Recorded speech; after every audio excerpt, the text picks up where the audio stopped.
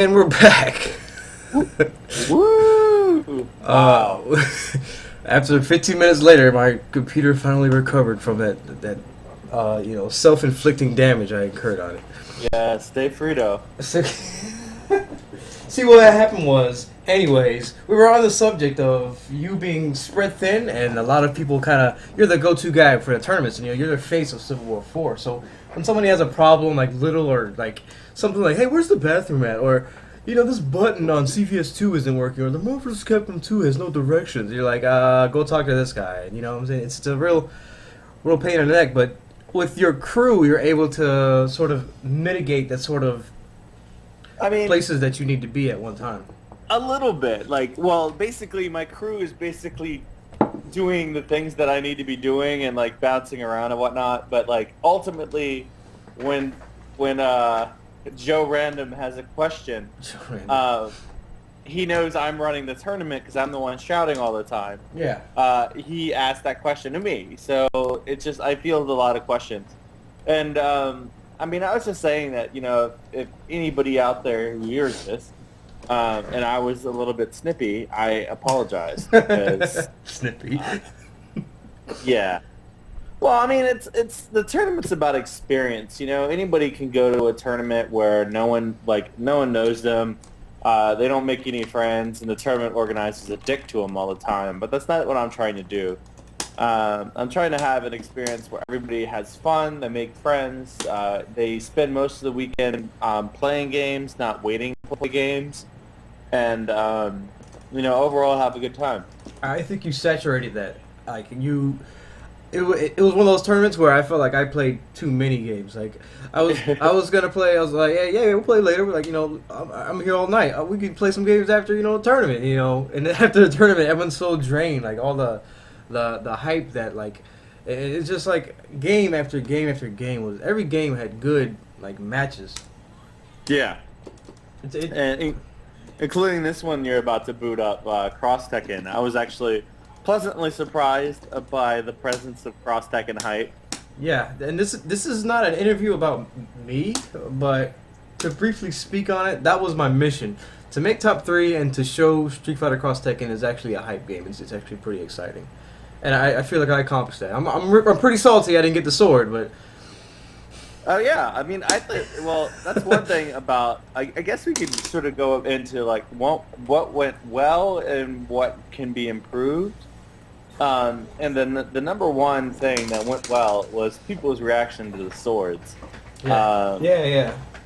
Like people thought that was really hype, and that it was a really unique trophy idea. Yeah. People loved it. I know we got a lot of attendance just from the fact that people wanted to win a sword. Dominion stayed at my house. He told me he was like, yeah, I really wanted a sword. He's like, that's why I came. And Marlon Pie wanted one. I'm pretty sure Wolfcrone came because he wanted one. So, but And neither Marlon Pie nor Wolfcrone won their tournament. So that's a good thing to sort of market as well, because now people will remember what that sword, because it's so tied in with the general theme of like Civil War and tournaments, obviously. yeah, It's a it's idea. great. So I'm really stoked on it, and it'll probably stick around because how am I gonna top swords? Do small cannons, Muskets. Yeah, like so. Wait, who's that demo guy? Oh, Demoris, Tekken player from North Carolina. Is that what you're asking about? Oh, he's asking, am I not banned anymore? You shouldn't have been banned in the first place. I'm terrible. I'm a terrible mod. That's all that was. Okay. Oh, banned on your chat. Okay. Yeah, because I meant to mod him, but I clicked the one next to it, and now he's been forever banned from. And he's like, I want him in the chat because I know he'll bring like interesting discussion, and he wants to like say stuff. Yeah. Well, so okay, I guess one thing that went good was the swords, and with the swords brought a lot of good comp. All those guys I just mentioned. Yep. I mean, like, just think about this, right? Okay, Crone is probably the most decorated SF4 player for the past year. Right. He got 5th. In the hot seat. He's pretty. I mean, not to get too off into that, but he's been pretty. He's in the hot seat lately, kind of. Oh yeah, I mean he. I'm pretty sure he wasn't like too. Given his preference for being like away from the crowd or whatever, I'm pretty sure he wasn't too happy about how the layout at Civil War 4 was because, I mean, pretty much the competitors were right next to the crowd. Right. And well, that's just how I did it. Like, I wasn't gonna pay for a stage or anything like that. I'd rather spend that money bringing in more cabs. Absolutely. And to be honest, I kind of like having the crowd right next to the competitors. They're usually pretty polite, you know, people getting hype, and it makes a better impression on viewers when they're looking at when he goes to the competitor cam. I like having people right behind them. Absolutely. So you're like, oh, there are people there. It's more human-like. It's not so much. And I'm not in any way, shape, or form bashing esports, but esports kind of highlights their players and puts them on a pedestal. There's nothing wrong with that at all. Yeah. But when you have them, reachable and touchable, it makes you, that's what makes it a tournament environment. Anybody can enter. You're a part of the same tournament. You know what I mean? Yeah. Well, like the thing is okay. So people are going to be kind of up in there, but that's East Coast, you know, like. I've been around since like ECC like 6, right? Where Ricky came up to New Jersey at 8 on the break and played Marvel against Justin. That place was packed to the gills, and they were at an arcade cabinet, and people were calling them all sorts of names and whatnot. Now that's not something to be proud of, but you know, the thing is, if East Coast tournaments don't have like some fancy stage to separate the players from the crowd. Yeah, it's real. It's raw. Yeah. So, and some players, I mean, that's just what you got to deal with, you know. Now, let me flip it on this. Have I been bothered by that before as a player? Oh hell yeah. Yeah. I can't play under that shit. Like when I go to Xanadu and I have everybody screaming in my ear, like it really messes me up. Like. Yeah, that whole when like Fu Blatt was playing and his Hulk was just going nuts and the whole crowd was just like ooh. I was pretty impressed because I didn't think he was that solid of a player, but he definitely proved what I thought wrong. Yeah. Oh, I just got a message from. It's hard to hear me over the stick sounds sometimes, so you might want to dial down your stick a little bit. All right, I can turn you up as well. Oh, okay, that's fine. Or I can just not play. That's also fine. We got a lot to talk about. Indeed we do. So, basically, that went well. I think basically what didn't go well. Friday night was a mess. Oh, the Salty Sweet is what you're saying? No. Friday night was the team tournaments. We didn't really get them started on time because we were setting up. Oh, I wasn't there. There was a power outage that night that set us back like an hour and a half. We started 3 team tournaments at one time, which is never really a good thing because I think Chris G was in the winning team like every single time. Of course, that asshole winning everything, right? Yeah, I mean holding up the tournaments. Well, no, you just got to plan for that, like. Mm-hmm. Basically, when you have like a Chris G or a Rai that's really, really good in a lot of different games, you can't really have too many games going on at the same time because obviously that guy's going to be in everything, and then that's where the tournament gets held up when you're waiting on one guy. Luckily, for the rest of the weekend, we didn't have that happen, but Friday was a mess, and I will be fixing that next year. I don't know really how, like, without making Friday a full day, like how to make the team tournaments mean something and give them their due and all that sort of stuff. Yeah. But basically, to me, the most important part was the singles on Saturday. And because all the team tournaments were finished on Friday, albeit at 3 a.m., we were able to concentrate on the rest of the weekend really well. Like, the hotel was mad, like livid about us getting out at 3 a.m. It's not going to be able to happen again. I mean, they're gonna the next time if that's even close, they're gonna throw the breaker on me. Like, so, we got but that was if that's the worst thing that happens, then that's dealable. You know, because the players are happy after that. Yeah, it's pretty much a dry run for the tournament on Saturday, and then the tournament on Saturday we might have been like 30 minutes behind the general schedule. Like, some of the side games started a little bit later because of technical difficulties, like Mortal Kombat and Third Strike. And Third Strike started a little bit later, and Skullgirls, just because those were all DLC games, right? And the venue's internet was really whack, so we had to make sure that we had games that played without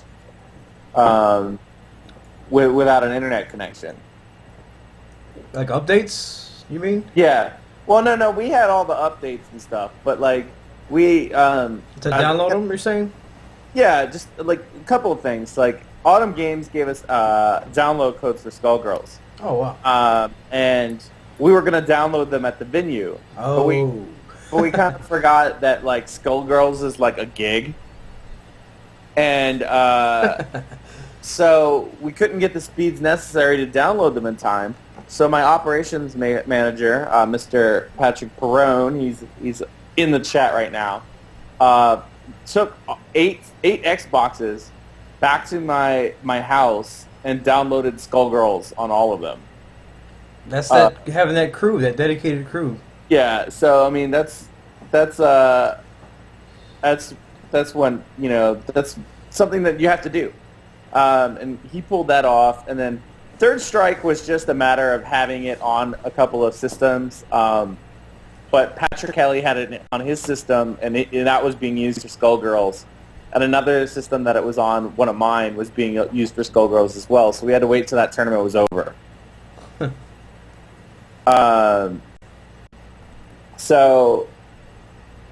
Yeah, I mean, those were a couple of issues that popped up as far as DLC, but I think in the future we are going to get a dedicated clear line for general Xbox usage.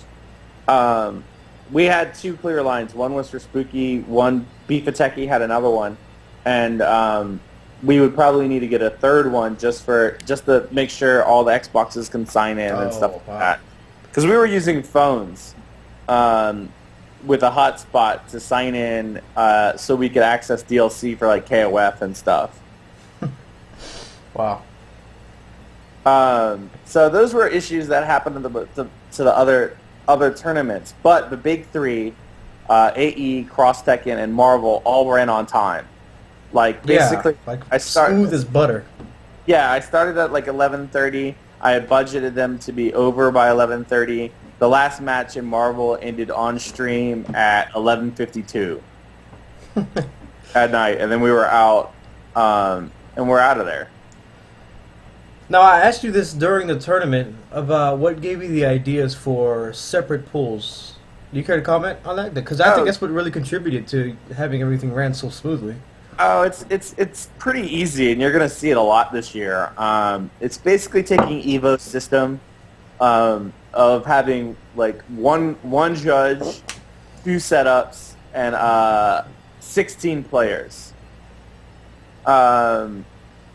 And really, it's a number of reasons why this works. Is because, you know, pretty much you can train a monkey to run a 16-man bracket.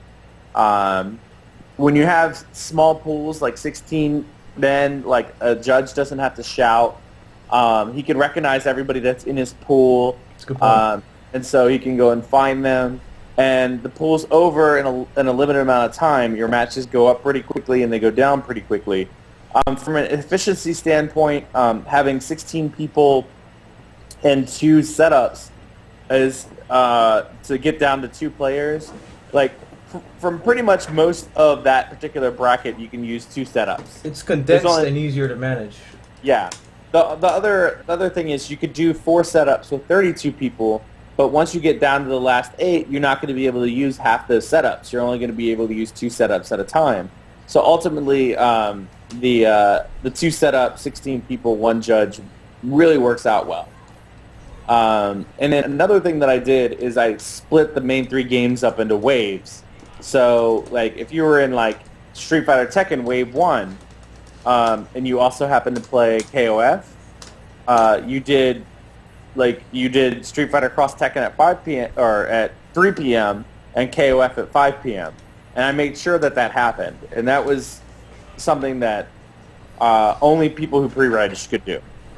And it's funny how you say that. Like it almost sounds like you're plotting a war the way you planned everything. I set up the games in waves. Yeah, it's really, sometimes it's kind of like that. We had a couple of different strategy sessions. Yeah, that's true. we had several different strategy sessions, of how to lay this stuff out. But, most of the things goes to, like, the canons for coming up with a really, really solid system that you can kind of, like, bank on, okay, this is going to take this amount of time. Even with games like KOF and Cross Tekken, they still, did not go over time limits. 2 things now. Consider this Civil War theme we got going on. Did you actually have a map of the hotel room and like one of those compass things that you go, okay, when you go here, and then you have like strings that go? Did you plan it out that well? No, not really. Although I have to give credit, my girlfriend Karen, who also ran registration. So almost everybody met her. Yeah. She suggested an idea that instead of badges next year, I give out dog tags.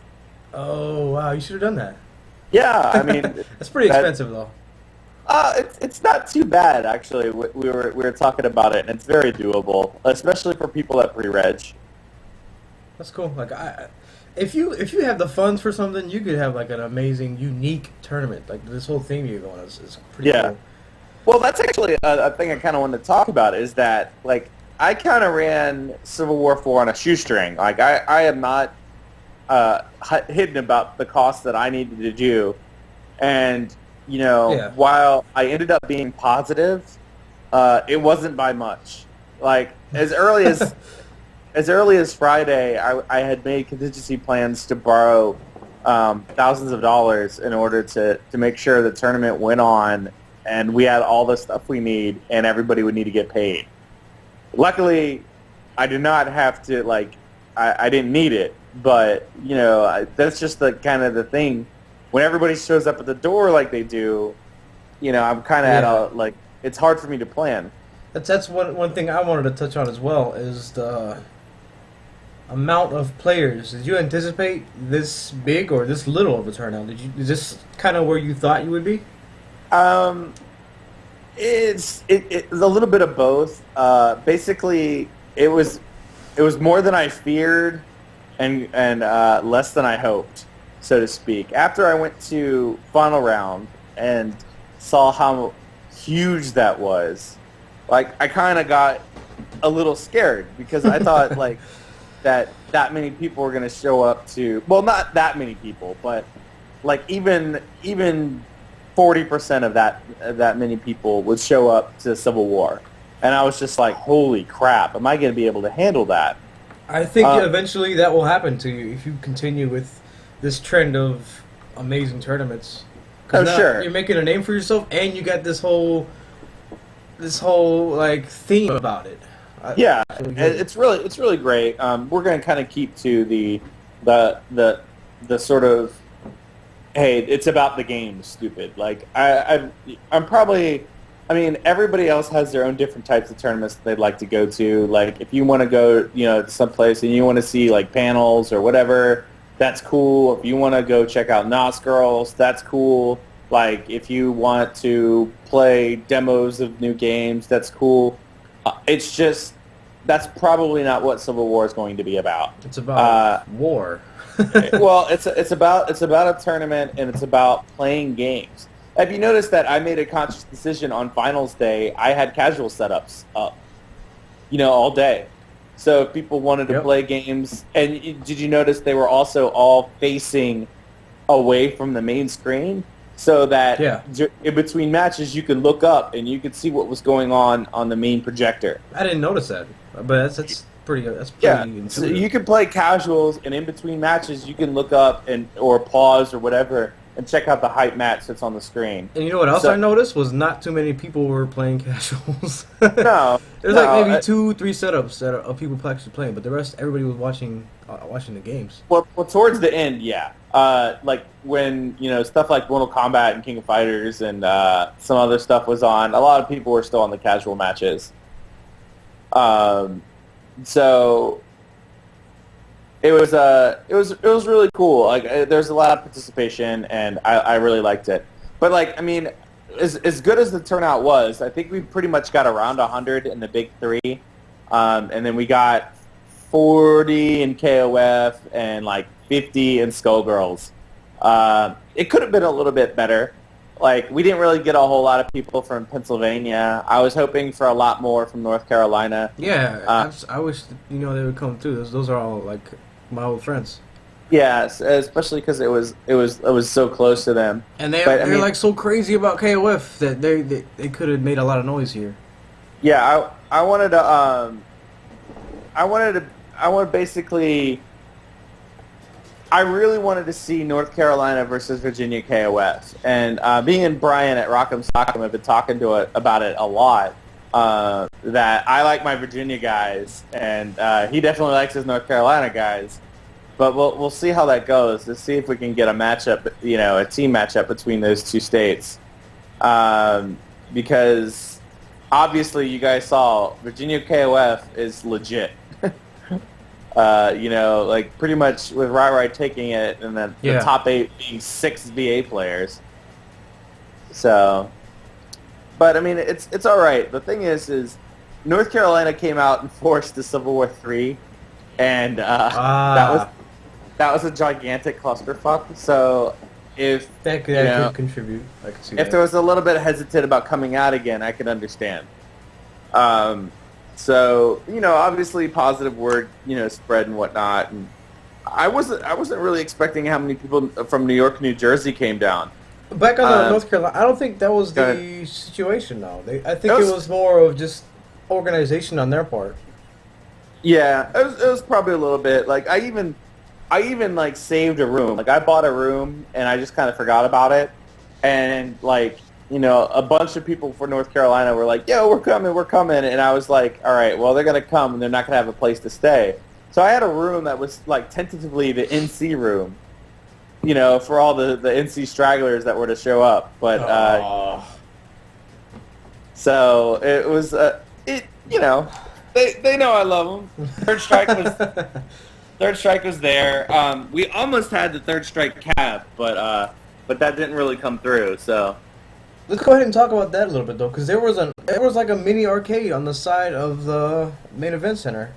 Yeah, and you can really expect that to be at Civil War from here on out. Oh, I am so good. Hold on, let me CVS2 go. cab. Legit CVS2 cab. Yeah, well, basically, I own several cabinets. Well, I owned all the ones that were shitty. The decor.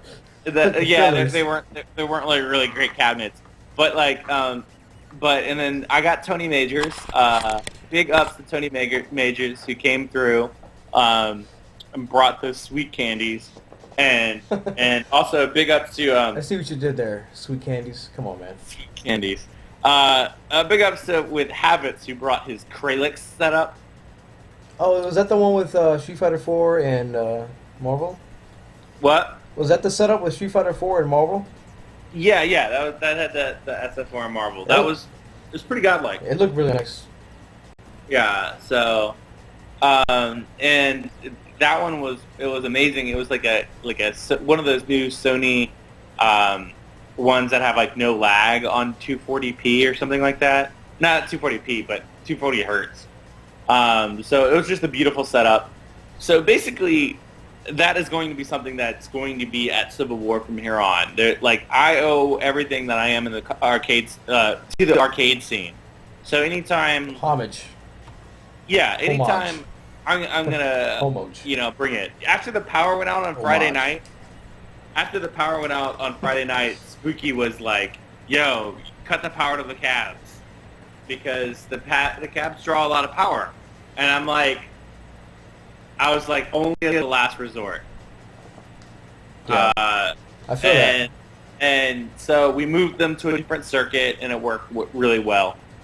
And everybody, there was hype matches all weekend on the cabs. So we even ran the ST tournament on one of them. So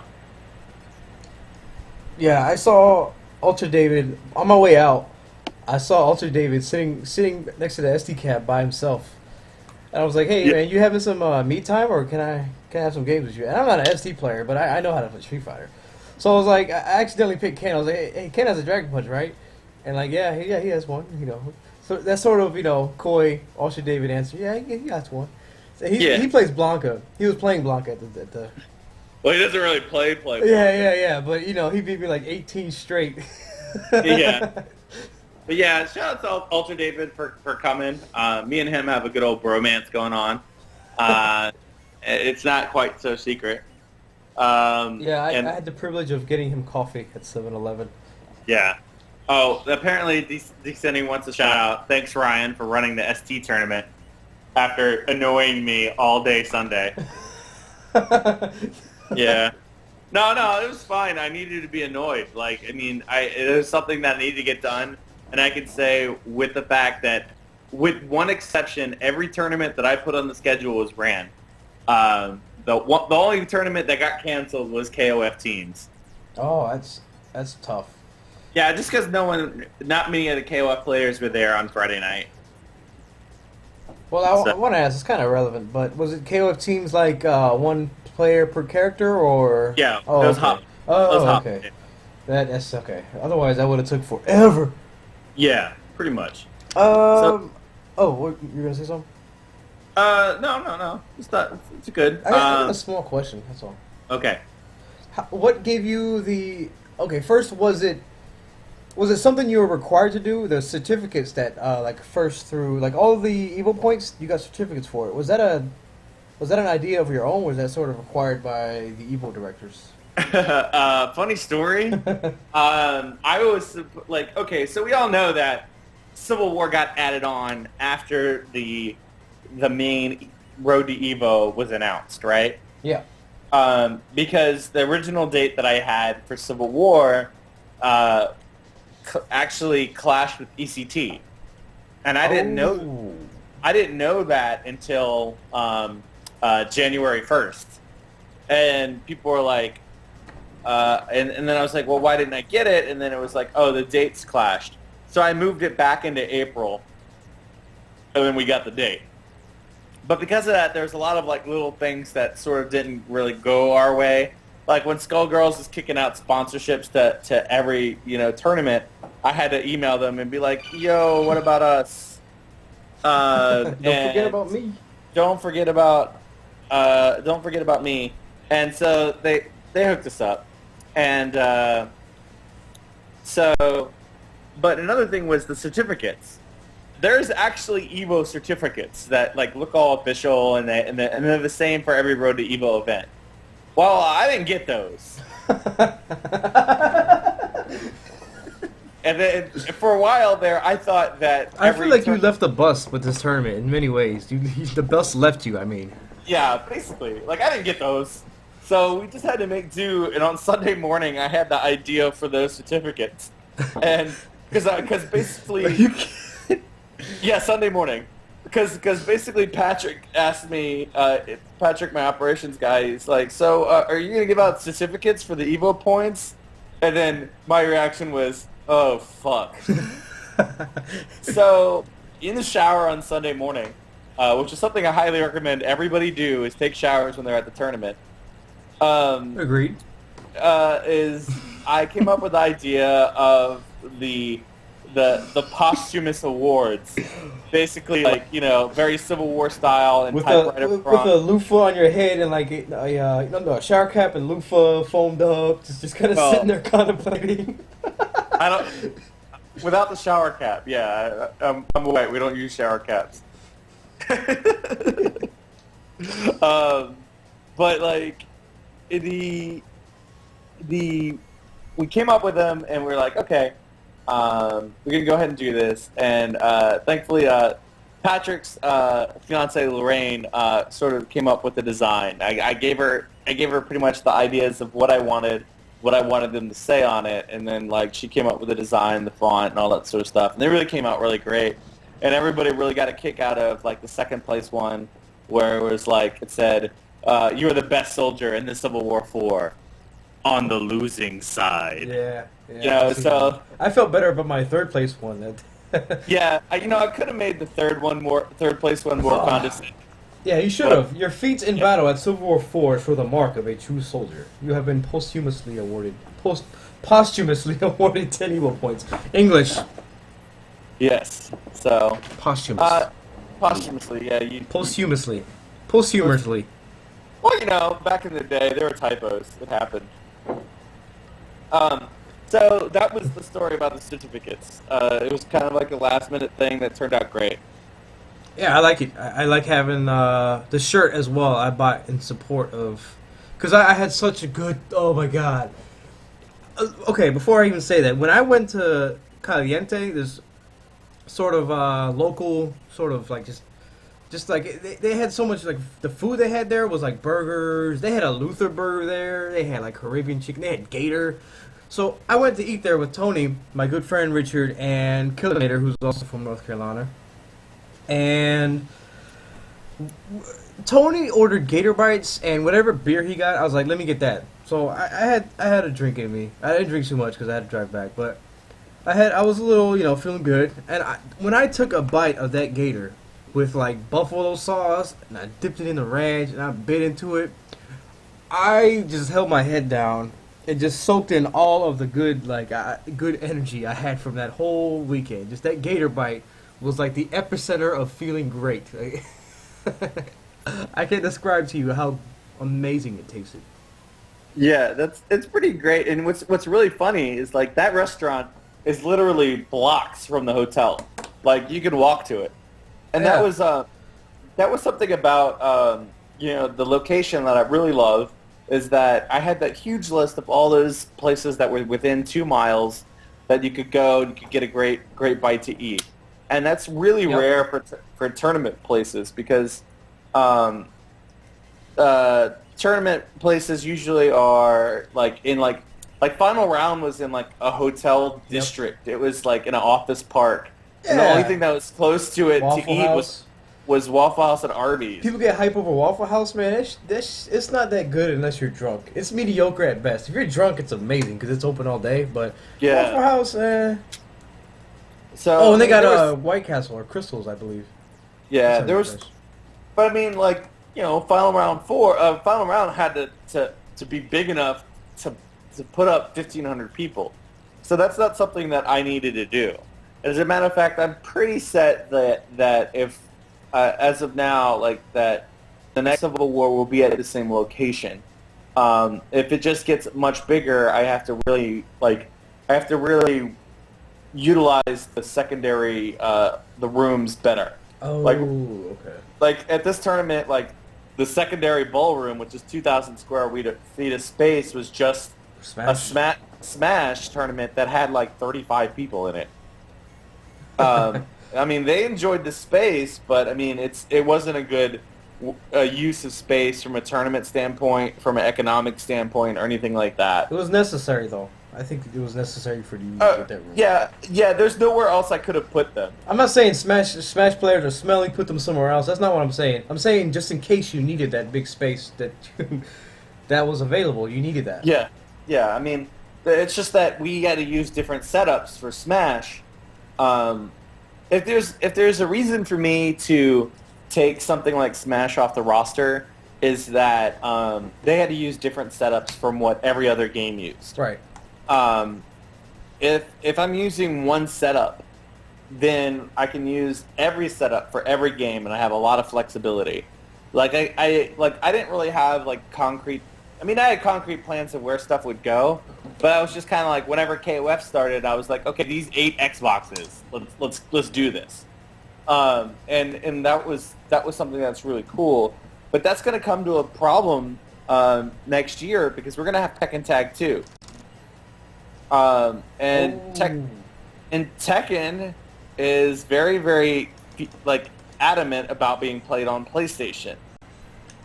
And I'm not going to be able to do PlayStation. I'm sorry. Because of the pad? Well, yeah, because they play on pads, and because like Dark Resurrection was, well, basically Tekken was a Sony exclusive for the longest time because you had like Tekken ever since the first ones, Tekken 1, Tekken 2, all the way 3, 4, and Dark Resurrection was the first PS3 exclusive. The first Tekken that has been cross-platform was actually Tekken 6. So, I mean, so for me to be like, yo, we're going to do Tekken cross-platform, then, you know, I get there's a lot of pushback there. The cross-platform tournaments, I'm not a fan of. It's so... You gotta have. There's so many different variables you can't control. Like I play on pad. I play on Xbox pad. I play on stick. I play on 360 stick. You know what I mean? And then you gotta walk around like looking for somebody who has the kind of stick that you need, and you're not comfortable playing on that stick. And it's just so many different variables. And it's unfortunate because that's not something you as a tournament organizer can control. Whether somebody has an Xbox or a 360. Well, yeah, and like the thing is okay. If I do something like that, right? If I say, okay, Tekken, you get PS3 setups, right? Yeah. I can't use those monitors for PS3s. They don't work. Well. Yeah. How would you feel about them supporting like everything in full? Like if they bought their own monitors and bought their own PS3s and etc. Well, that's the only way that it would even be able to work. But then you have a space issue, right? Like if I could run Tekken in 4 hours, but then I have these setups sitting around for the rest of the weekend that I'm not going to use. So, like, I mean, just imagine, I mean, like, at this tournament, I ran Tekken on 2 setups because we didn't have a whole lot, but then later on, those same 2 setups played KOF, those same 2 setups played Skullgirls, those same 2 setups played Third Strike. But if the rest of the tournament is an Xbox tournament, and I'm stuck with these PS3s taking up space that all they can do is play Tekken. Yeah. Well, the Tekken players would have casuals, at least. Yeah, but I mean, I don't, like, ultimately, you know, casuals are, like, the 4th or 5th thing I'm concerned about. It's not priority. Yeah, and it's more about running a tournament. So I'm going to get to that problem when I come to it. Like, right now, I'm still, like, saying that I'm going to run Xbox tournaments. I own 10 Xboxes. So, like, I mean, what else am I going to do? But, like, thankfully, we got people like, you know, Gummo and, you know, other, you know, the SRK Tech Talk people really doing great job modding these things. And hopefully I can get Mad Cats to, like, start tossing out those pads to people who get top placing in with pads. Those Mad Cats pads are awesome, but like until people get their hands on them, it's not really gonna you know get big. Now you mentioned about the sort of conflict, and it brings about this theme of trying to please everybody. And which is, I personally, it's 100% impossible to please everybody. So, yeah. Is there anything you care to comment on that? Like, even what you said earlier with people people have questions and want to speak to you, and, you know, you kind of have to, you have so many obligations, you have to prioritize what's important, and you can't help how you might come off to some people. Oh, yeah. I mean, I got into that at the beginning of the show that I just wanted to throw out a blanket apology if I was rude to anybody throughout the weekend. But you know, it's I'm trying to be as personable as possible because I mean I come from somewhat of like customer service background and all that sort of stuff. And it's really about how people are treated. Like, people don't want to go to a tournament and be treated like dirt. Absolutely. And that's really important, and it's something that I ascribe to. And I think, I think at some, I've had tournament experiences where I've gone, and then, I've been treated like I don't matter. And, I'm not liable to go back to that tournament. Yep. So, I try to be as nice as possible, and give enough things for people to do once they're out of the tournament, or to make it a better experience for the fans. Yep. So, how do you feel about the EVO season and your contribution to it? Well, I might want to brag a little bit. But I definitely think that my particular EVO tournament was one of the most competitive that I've seen in a while. Yeah? That top 16 of Marvel was up and down stacked. Oh, you are absolutely correct. I don't know what to expect, man. I lost so much money in side bets, it pisses me off. Man, I never went fucking, man, side bets. I lost like $15 in side bets, and I was like, Tony, stop me. I do not let me side bet. And then I was going to side bet on Dominion, and guess what? He won. Yeah. But back to what you were saying, I apologize. I'm salty. Well, I mean, it was like Big Two invaded Xanadu is what the top 16 was. You and the Civil War analogies, man. I like it. I like it. I enjoy it. Yeah. And it was really cool. And it was just top to bottom, really, really good. There's some. I was in the Marvel bracket. There's only a couple of really people that I thought were going to be able to make it and like could have made a real big dent. Obviously, like FC Jago would have been a nice addition. Noel Brown, I made tentative plans for him to stay at my house, and he didn't make it. And then I see him winning the next. Season beatings. Yeah, between me and you, he wouldn't have been able to win Civil War. You think so? Yeah. I don't even know why you mentioned that. That's what a dick. Yeah, well, when's the last time he was able to beat Chris G? Yeah. Marvel is so hard to speak on for me personally, competitively, because, for example, Unknown, I like him. He's a good kid for the most part, and he brings this spirit, this passion to the fighting game that people we really need that. But to see him go up against Chris G and the way Marvel is built is just it's not even fair. The way Chris G plays it, I'm not knocking Chris G at all. If that's what works, then fucking do it. But to see Unknown suffer like that, it was frustrating for me. I'm really surprised that it's taken this long for people to start to Marvel 3 is weird because people have their teams, right? And they stick to their teams no matter what. Think of DJ Hoshin or something like that. They stick to that team and they want to use that team in all... Yeah, pride. Yeah, it's a pride thing. I mean, okay, for one, matchups can be solved simply by DHCing one character out or tagging in or whatever. That can help you out. But in Marvel 2, there was counter teams. You picked, if somebody was running Strider Doom, you wanted to pick Ken Assist or Cyclops Assist or really? Something that could blow Doom up. And people aren't doing that right now in Marvel 3. It's a little bit aggravating because I'm just you're picking. Take Noel's team, right?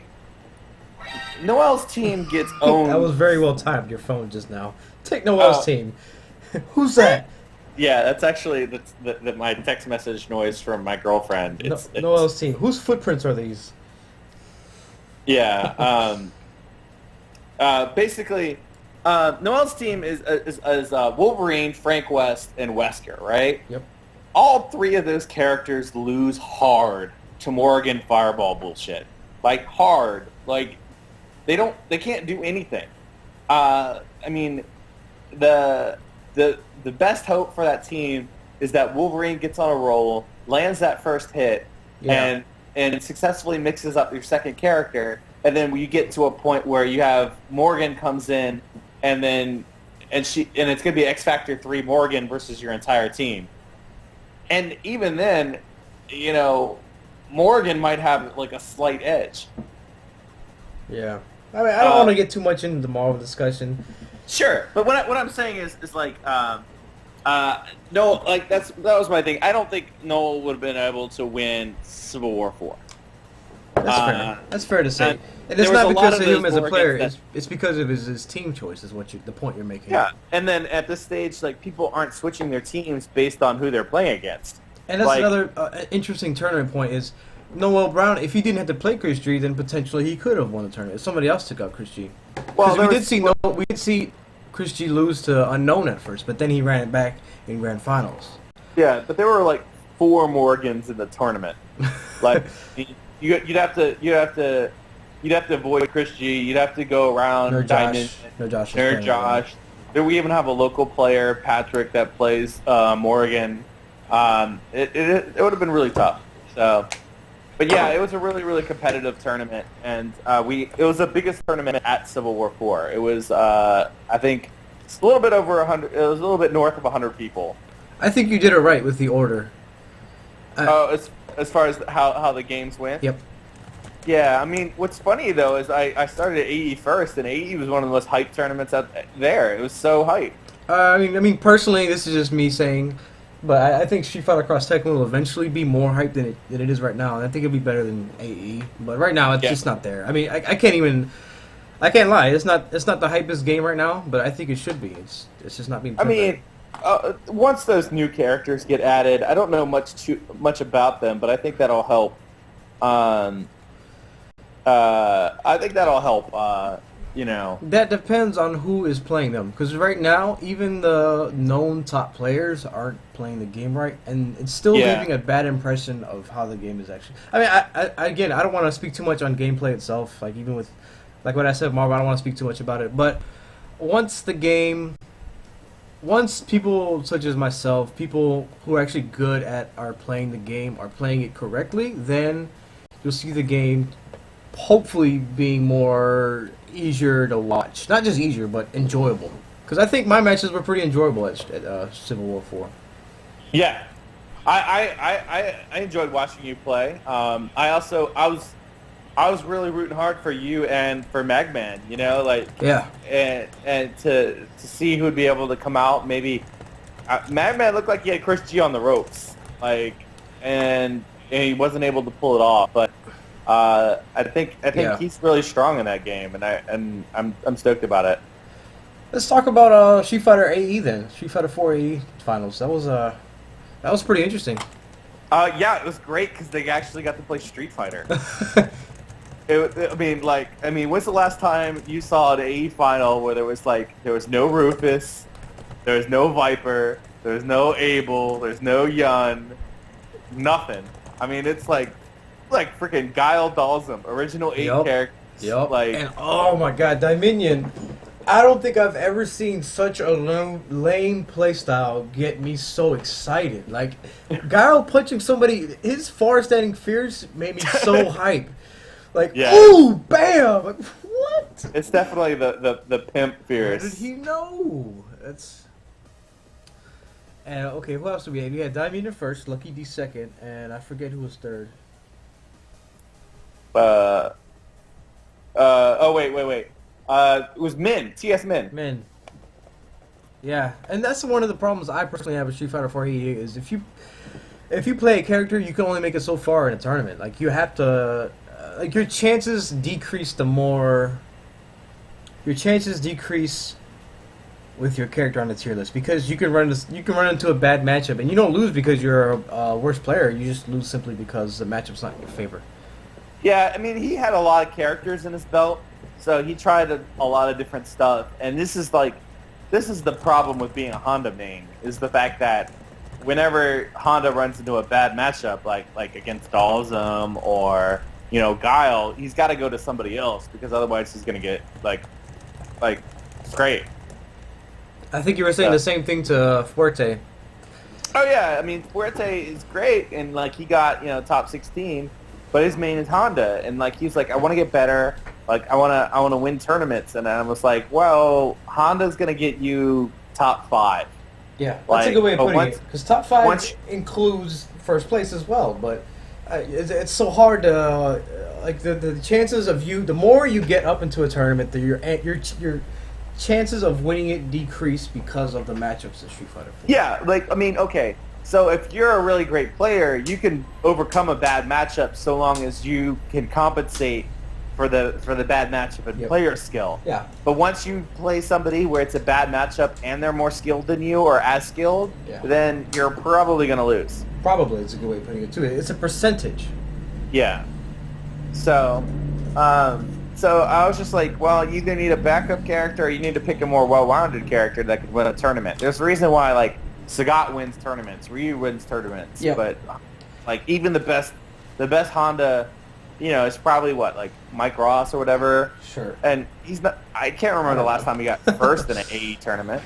And the thing is about that is most of the I'm not going to be overgeneralizing, but the people that play those kinds of characters aren't well-rounded players. Like the characters that they play compensate for their weaknesses.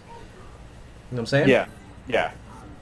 So I mean, but like it's like me. I'm a Geef player. I know Geef's never gonna win like a major because you're bound to run into either like Sagat or a Seth or somebody who's an a-hole and decides to switch to those characters just to beat you.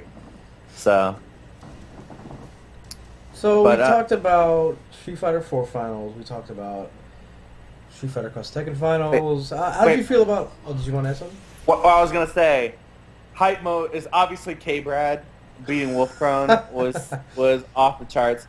I give a close second to the North Carolina guy. What's his name? The guy who plays Gant. West putting Wolfcrone on the ropes. Yeah. And then just the overall dominance of Dominion was really great to see. So okay, well, moving on. Well, yet another side bet I lost. Yeah. Because he was one game up, and what's his name? Oh my God, it's Andre. He was like, "Who has money on?" I was like, "I'll put money on him." That guy. Oh. By the way, OMG, it's Andre got top 5 in some other tournaments, but he didn't make out of the pools at Civil War 4. What, in Marvel? Yeah. Yo, shots fired. Shots fired. And I'm sure he would have something to say about the Salty Sweet, but nobody gives a shit. That was some. Were you there for that? Yeah, of course I was there. Can I talk about that? Is that cool? Because I'm not even sure if I want to talk about it. What happened? I mean, what about it? How hype it was, or how? Sure. There was almost a fight. What? There was almost a fight? Yeah. What are you talking about? Well, basically, Unknown and OMG, it's Andre aren't really teenagers. the best. Aren't they both like 19 or something like that? Yeah, they're both pretty young, and they're not the best of friends. To play Clearly. And Unknown might have been drinking some Purell hand sanitizer or something. Oh, like the stuff that they don't have in hospitals because Yeah. Well, he was a little bit inebriated, I believe. Not through any of mine doing, and but they played a Marvel Money match, and they played Phoenix, right? I think so. Not Phoenix Right, but Phoenix, right. Yeah, I mean, it's just that basically they like talking smack at each other, and they did the money match, and Unknown lost, and he got really salty and kind of called out Andre for not even making out of pools. Yeah. And there's some shouting, but I mean it was all under control because there's the room is crowded full of people that don't want to see something stupid happen. So, I didn't like that. I didn't really like the tone of what was going on. To be like real, I don't. When you bring like a personal stake in fighting games, especially, I don't get it. Like Marvel has a history of being like the pop-off game in your face, like I don't like you game, and it's so stupid because that game is not, in my opinion, that game is not the game for it because it's not a true reflection of your skill. It's just the history of it and the culture. I mean, Remember it was that guy Dark Chaos or something like I that? mean, it's been all over the place with like what's his name? Oh shit, I can't remember his name. With Justin Wong, he played like I can't remember that character's name. Duck. Yeah. So Right? I mean, just people just mouthing off. It's just out. And what's funny is the game is so random. Yeah. There It's my point.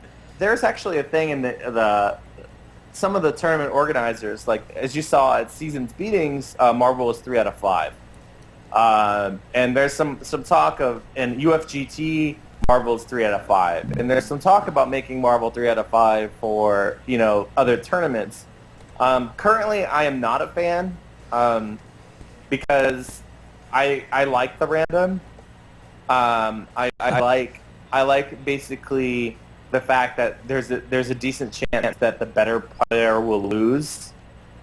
And because it's kind of like poker in a way, right? Like if you play a poker, if it's not for guys chasing stupid stuff on the river, then if they don't win some of those, then they quit and they never play again. So like, Yeah. as long as you have the worst player taking a game every now and then like that'll keep them in the game because like, yo, I could take that guy, I could take him, and. But if you had these long, dragged-out series where, like, okay, we got Justin Wong wins 51-49 over this other guy, and it's just going to be like kind of boring. Yeah. I want to see the People start walking away from the Marvel's Capcom 2 cabinet, like, oh, this is over. I'm not watching this. I want to see the upset. Yeah, because that's gonna bring a lot of attention to like. Yeah.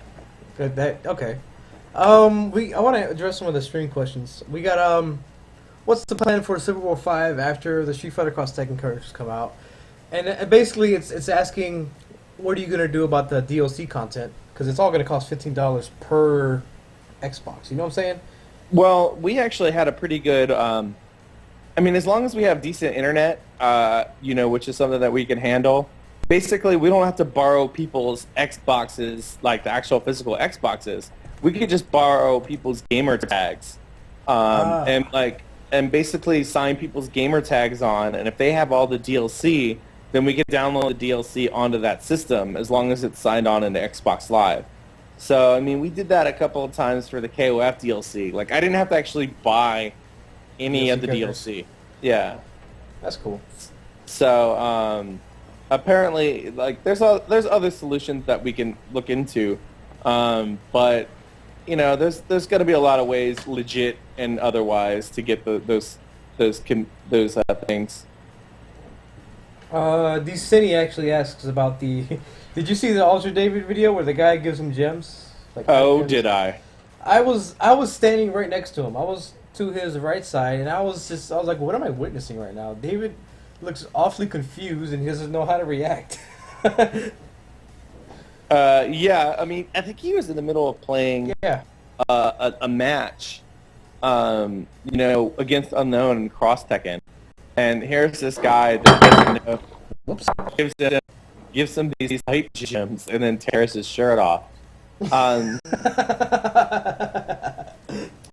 mean, he's a character. He's been around the Richmond scene for a while, and sometimes you get those guys. They really like games. They might be a little awkward.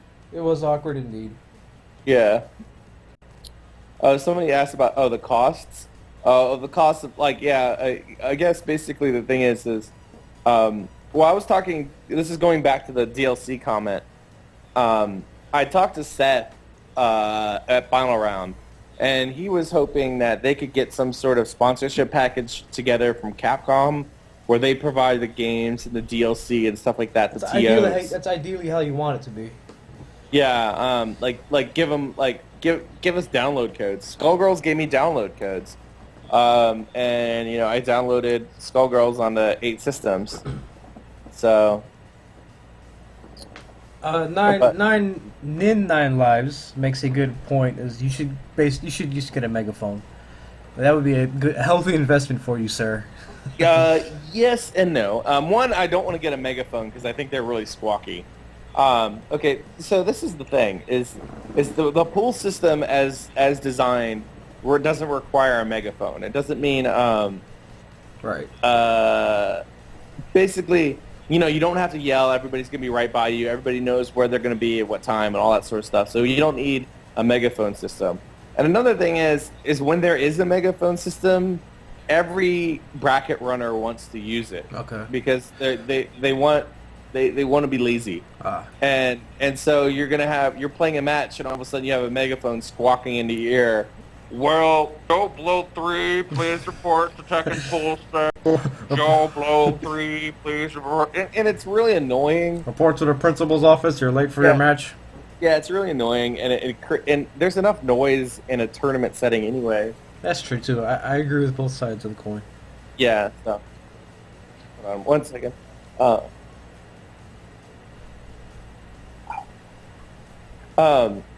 So yeah, I mean it's like, so I might get a PA system or something, but hold on 1 second. Do you need that? Oh, yeah. Okay. Hold on. I need to take a pause for about 2 minutes. Okay, Can cool. you, We can take a can break. you talk? Yeah, just take a small break. I'll be right back. Sure.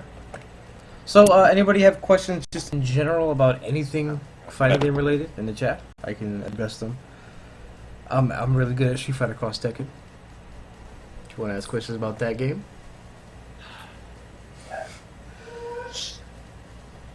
Oh yeah, the overhead projector that he had with like fucking laminated sheet of paper he was writing the brackets. I like that. How good is Hugo really? The perception of Hugo right now is a bit off. People think the general perception is that he is kind of really, really good and he's just kind of brain dead, and that's not particularly true. To be a really solid character, once people figure out how to answer all of his sort of seemingly overpowered tools like Larry, once you find out the answers to those, he's left with this sort of slow, I have to walk you to the corner to actually be an effective character. And defensively, he really needs meter. He really needs meter to be a solid character, because he has no anti-air without EX backbreaker, and he has no real reversal without EX moonsault press. So he's reliant on meter to be a character that you need to respond to the other opponent with. Now, if you have a partner that's good to keep him in, to get him inside, then he becomes really powerful, because you can bypass all of the things that make him weak, in my opinion. Die tonight. I will not side bet ever again in my life because I lose every time. How am I gonna make ST bigger? I don't know. I don't really play ST. ST's a good game though.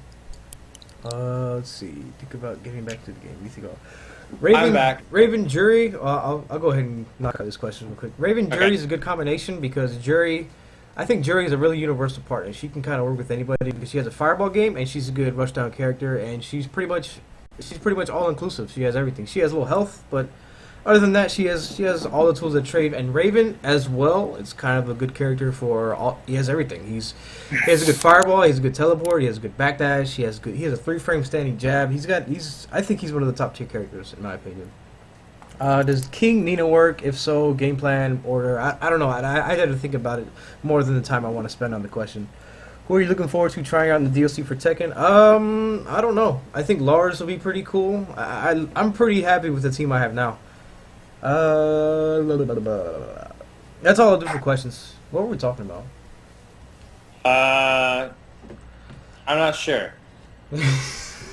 You were interrupted by something. It was Oh, actually, it was one of my it's one of my roommates. She was locked out of her apartment. Oh, okay. So, I gave her my spare key so she can get back into there. Well, okay, wait. So we get some more questions. I think I was babbling. Oh, well, obviously I was talking about Civil War 4. Thanks, Patrick. I think I was talking about like the DLC and all that. Yeah, the money that it takes to. We were talking about. It's more better to get the companies themselves to be involved with the community because they don't have. It's not really hurting them to put money out there. To put 15, 30, 45 bucks out there so we can have the game on their console because we're only advertising for them. Mm-hmm. And that's That's why actually Capcom should sponsor me as a player, because I'm going to change Street Fighter Cross Tekken. I'm actually really I'm interested to see what Capcom does. Like, I mean, like, They fucked up with this game. To be quite honest with you, they fucked up. yeah. I mean, one is the fact that it's basically a new Street Fighter game, and I haven't really played it at all, and I don't really have much of a desire to. Like, once, like, basically I tried to play the game, and I tried to pick up some new characters that I didn't play in 4. So I was playing like Nina and like Chun and whatever, and Yeah. I couldn't anti-air anybody, and like, and it's just like all the jump normals were like godlike. Yep. It was worse than Alpha 3, where you can't beat Geef's body splash ever. But like, it's just tough for me because like I couldn't really rely on basics, to really win because everything was very situational and.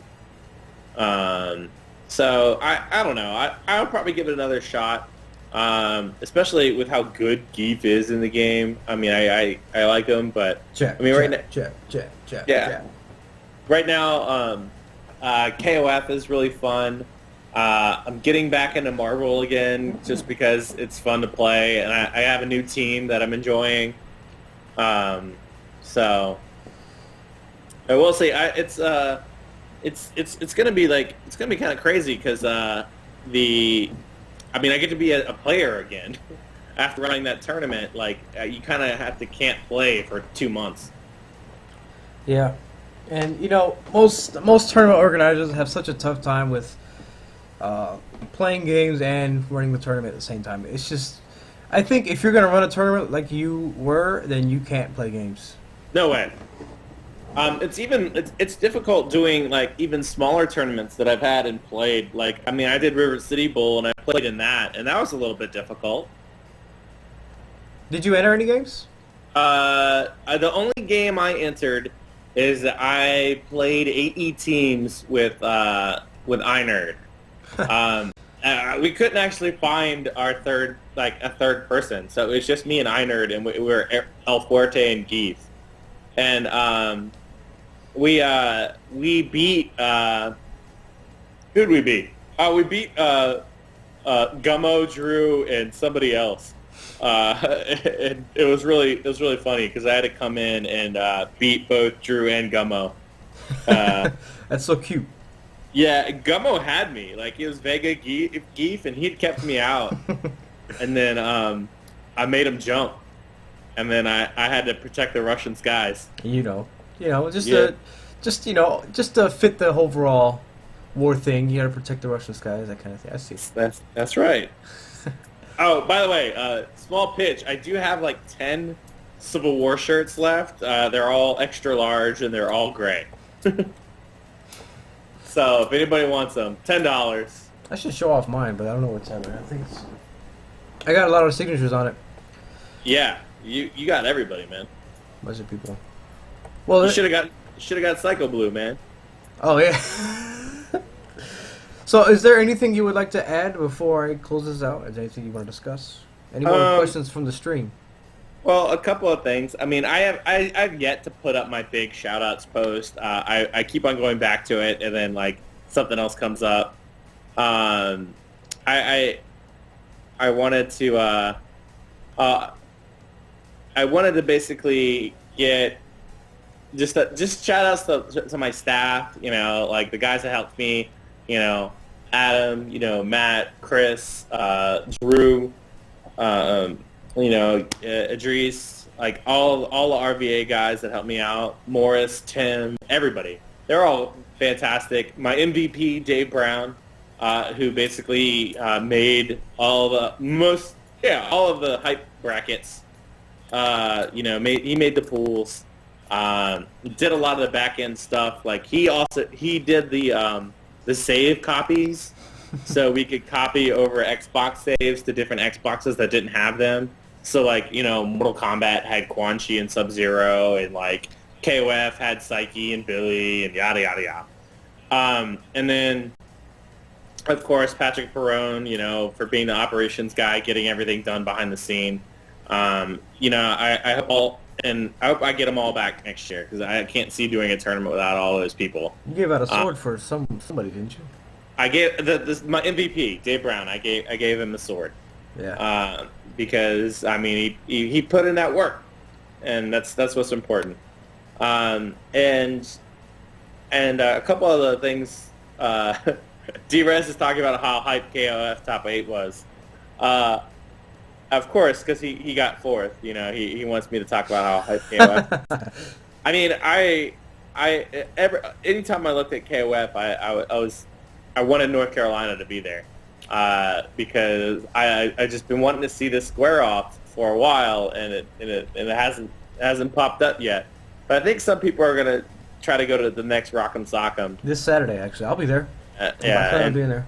and so we can see how that goes. And a couple other comments. Yes, Mr. Gokin Kid, the Civil War shirts were plain, but that was done on purpose. I didn't want something with like huge graphics on the back or something that you wouldn't wear normally. Like basically, they're classy. Like they're just basically a plain tee with one logo, and you could wear it anywhere. And it's also the blue and the gray were Civil War uniform colors. So keeping it understated was all part of the theme. So yeah. Shout outs to Spooky. Oh, of course. Shout outs to Spooky.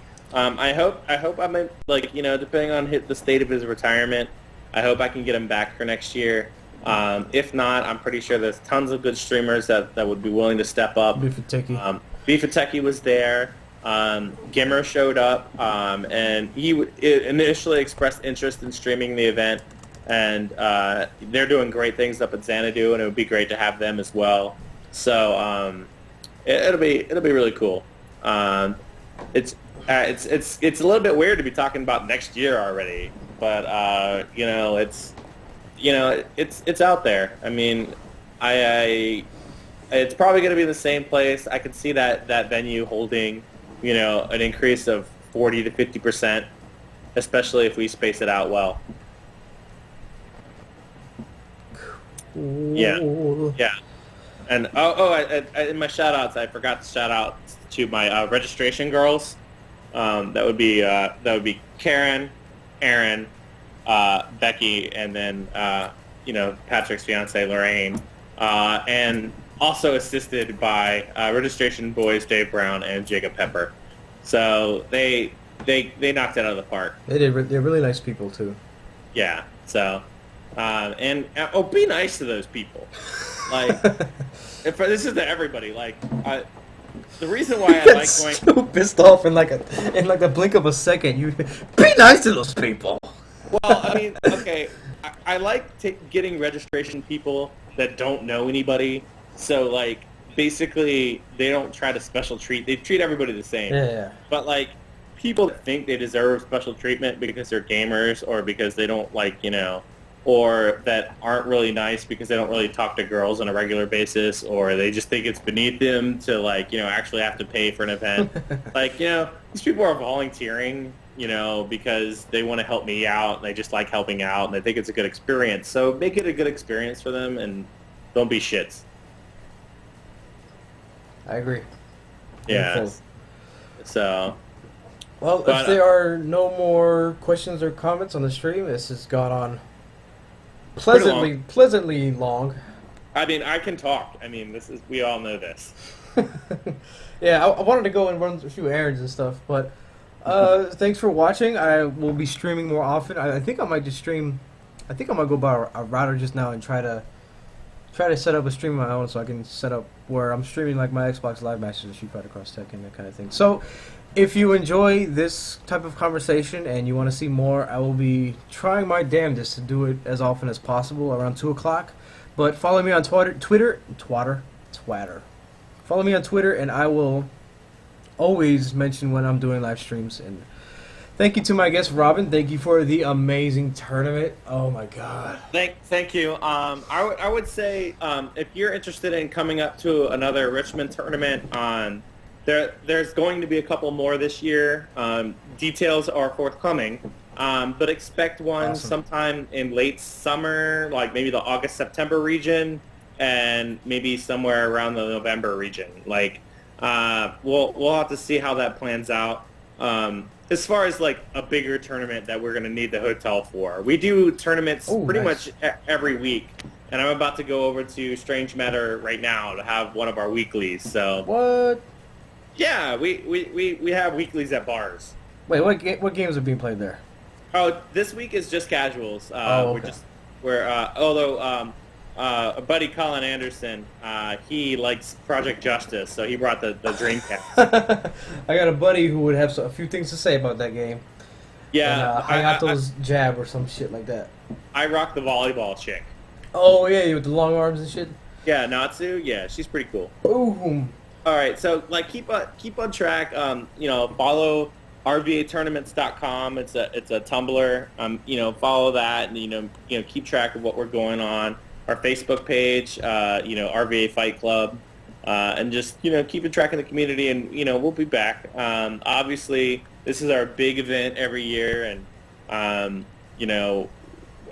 not going to do any more multi-day tournaments. Like, there's pretty much one a year for me. Okay. So, but anyway, that's it, really.